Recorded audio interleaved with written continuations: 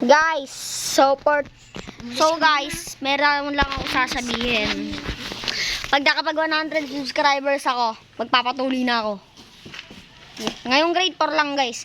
Pero kapag nag-grade 5 ako, hindi wag yun na paabuti ng 100 subscribers. Magpapatuloy ako ngayong grade 4. Kapag nag 100 subscribers ako, subscribe na kayo.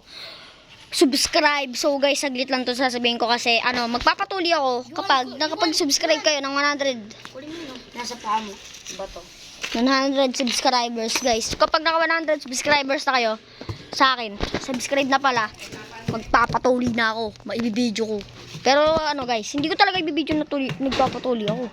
Papatuloy ako. Pero guys, nakatago. Hindi ko naman guys. So guys, subscribe kayo para magpatuloy na ako. Magpapaano kay mama pag nag 100 subscribers kung kaya. Kung nagawa.